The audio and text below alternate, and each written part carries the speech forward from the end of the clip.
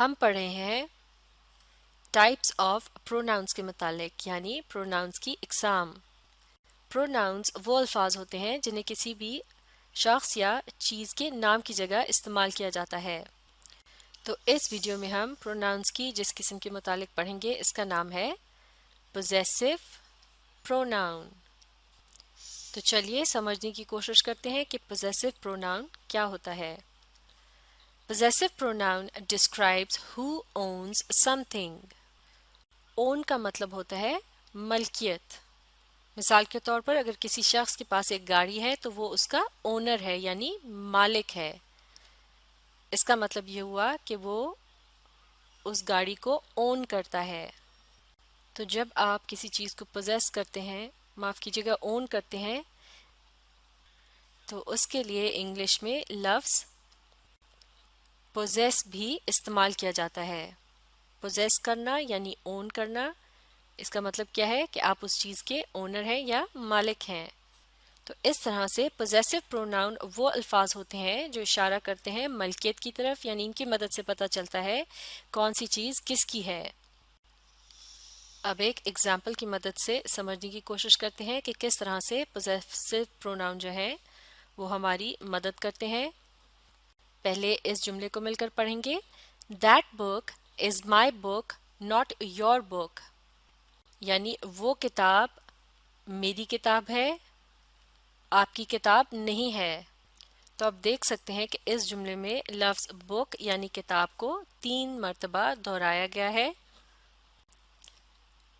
और सुनने वैसे तो ये जुमला दुरुस्त है, लेकिन आम तौर से इस तरह से बात नहीं की जाती, बल्कि हम इस तरह से कहेंगे that book is mine not yours, यानी वो किताब मेरी है ना कि तुम्हारी।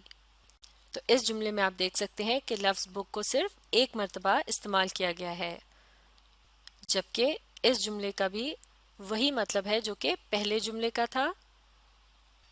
और लफ्ज़ बुक को 3 मरतबा दोहराने के बजाय यहाँ अल्फाज इस्तेमाल किए गए हैं माइन यानी मेरी और योर्स यानी तुम्हारी। तो जैसे कि लफ्ज़ माइन ये किसी शख्स के नाम की जगह इस्तेमाल हो रहा है जो कि अपने मुतालिक बता रहा है कि फ़लाँ चीज़ मेरी है।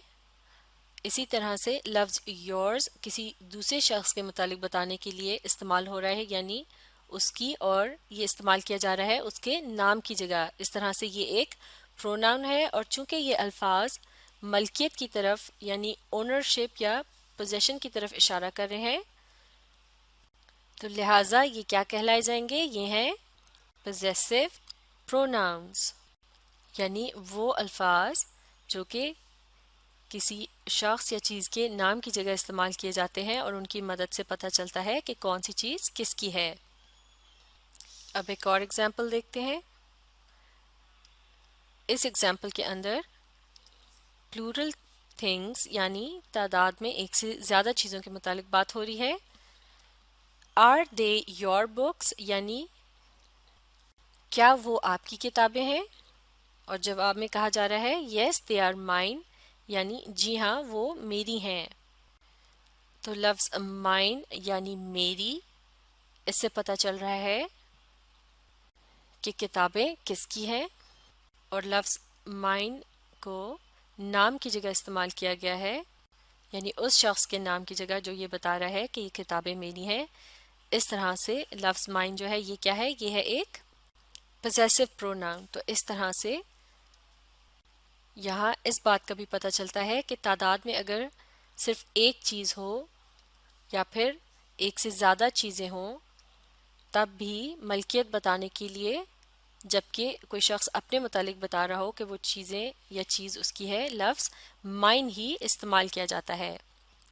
पोजेसिव प्रोनाउंस की मुख्तलिफ एग्जाम्पल्स ये हैं, जैसे कि लफ्ज़ है माइन यानी मेरा या मेरी, योर्स यानी तुम्हारा या तुम्हारी या फिर आपका या आपकी, हिज ये किसी लड़के या आदमी के मुतालिक बात करने के लिए इस्तेमाल किया जाता है, इसका मतलब है उसकी या उसका। इसी तरह से لفظ ہرز اس کا مطلب بھی ہے اس کی یا اس کا، اور یہ استعمال کیا جاتا ہے کسی لڑکی یا خاتون کے متعلق بات کرنے کے لیے.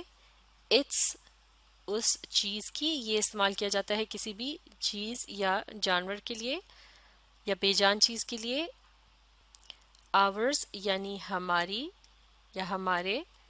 یورز یعنی آپ سب کی یا آپ سب کے.